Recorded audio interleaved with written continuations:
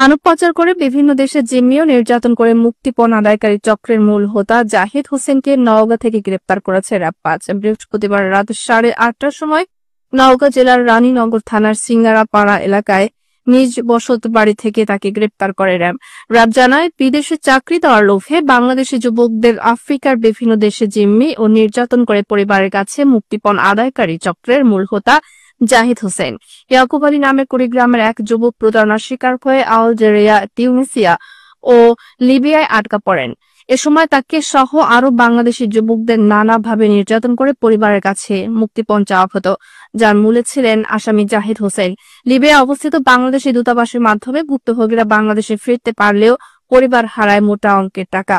গত 9 জানুয়ারি ইয়াকুব আলী কুড়িগ্রামে এলে আসামিদের নামে সংশ্লিষ্ট থানায় একটি মামলা দায়ের করেন।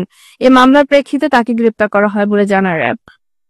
সরকারি চক্রের মূল হোতাকে গ্রেপ্তার করেছি, যিনি ইতালিতে প্রেরণের কথা বলে লিবিয়াতে প্রেরণ করতেন এবং সেখানে জিম্মি করে রেখে অমানবিক নির্যাতন চালাতেন এবং এই নির্যাতনের ভিডিও জিম্মির পরিবারের কাছে প্রেরণ করতেন এবং হুন্ডির মাধ্যমে মুক্তিপণ আদায় করতেন। ভুক্তভোগী সহ তার সাথে আরও 26 জনকে, অর্থাৎ মোট 27 জনকে প্রথমে নিয়ে যাওয়া হয় দুবাইতে, সেখান থেকে নেওয়া হয় আফ্রিকার নাইজার পর্যন্ত তাদেরকে ট্যুরিস্ট ভিসায় বৈধভাবে নেওয়া হয়।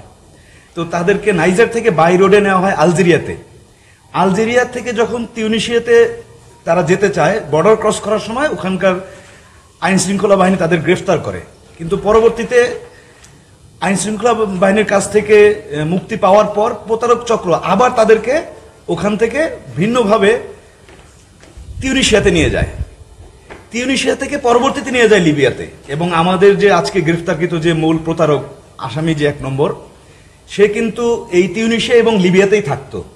সে আরবি এবং ফ্রেঞ্চ ভাষা জানে। রাজশাহী মহানগরীর করের দ্বার মহল্লার বাসিন্দা শফিকুল ইসলামের বিরুদ্ধে জমি দখল ও হুমকির অভিযোগকে মিথ্যা ও ভিত্তিহীন দাবি করে এক সংবাদ সম্মেলন অনুষ্ঠিত হয়েছে। বৃহস্পতিবার সন্ধ্যায় বিভাগীয় প্রেস ক্লাব রাজশাহীর কার্যালয়ে সংবাদ সম্মেলন অনুষ্ঠিত হয়। লিখিত বক্তব্যে শফিকুল ইসলাম জানান, তিনি ও তার চাচা মফিজুল হাসান 1982 সালে বৈধভাবে যে সম্পত্তি ক্রয় করেন সেটি এখনো তাদের বৈধ দখলে রয়েছে। তিনি অভিযোগ করেন, রফিকুল ইসলাম ও তার সহযোগীরা জোরপূর্বক তাদের জমিতে প্রবেশ করে নির্মাণ কাজে বাধা সৃষ্টি করছেন। এ ঘটনায় নগরীর বোয়ালিয়া মডেল থানায় একটি অভিযোগও করা হয়েছে।